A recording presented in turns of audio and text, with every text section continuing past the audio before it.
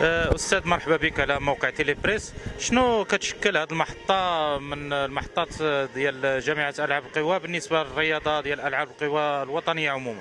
اولا شكرا مبدئيا على التفضل ديالكم لاخذ اراء بعض المسؤولين، وانا تنعتبر الصحافه مرآة المجتمع، وهي اللي كتعطي الصوره الحقيقيه للمتتبع والمهتم الرياضي. هذه كلمه لا دابا نقولها في حق الصحافه وفي حقكم كذلك. اليوم تتختتم الدورات ديال الملتقيات ديال العاب القوى، يعني بالنسبه للعدو الريفي.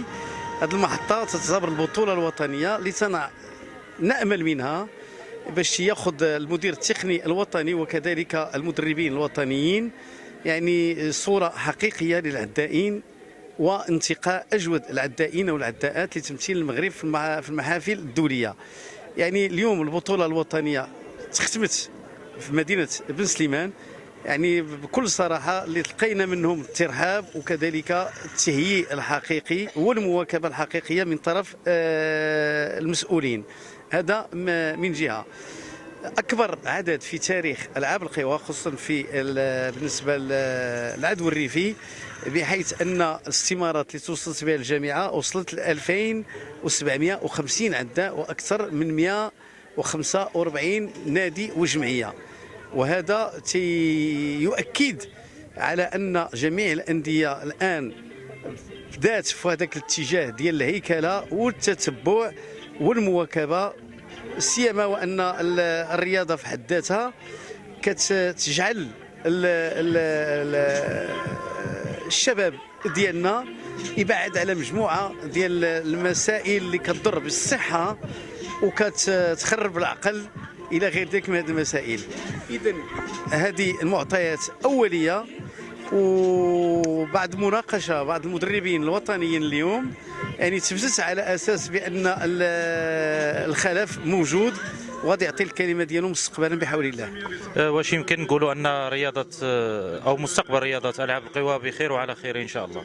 وهذا اللي اكدوا لي المدربين الوطنيين وكذلك المدير التقني الوطني، لان برزت بعض العناصر اللي غادي تمثل والاعمار ديالها كتجاوز ما بين 19 الى 20 21 سنه، وهذو غادي يكونوا امان العاب القوى المغربيه بحول الله. استاذ شكرا، تبارك الله عليك. السادة كاميليا المندوبة الجهوية لوزارة الشباب والرياضة على إقليم بن سليمان، تظاهرة بحال هذه اشنو كتمثل لمدينة بن سليمان؟ بسم الله الرحمن الرحيم، والصلاه والسلام على اشرف المرسلين. بعدا كنشكروا الاعلام اللي تواكب هذه التظاهره الرياضيه، تظاهره وطنيه الا وهي العدو الريفي على الصعيد الوطني. كنشوفوا بان كاين مشاركه جد مكثفه جميع تقريبا من جميع الفروق اللي كتتم بالعاب القوى على الصعيد الوطني. كان حضور وازن للجامعه ولا كذلك تبارك الله، يعني الاطر الناس اللي سهروا على نجاح هاد التظاهره هذه، للسلطات المحليه من كذلك الوقايه المدنيه، الامن، الصحه، الانعاش الوطني، المجلس البلدي، كذلك الجمعيات المحليه اللي كتهتم بالعاب القوى. هاد التظاهره هذه يعني تظاهره في هذا الحجم، هذا تظاهره وطنيه بمدينه بن سليمان، ما غتكون الا يعني كتعطي واحد الاشعاع للمدينه، وان المدينه ممكن يكون فيها تظاهرات كذلك دوليه ويعني في مختلف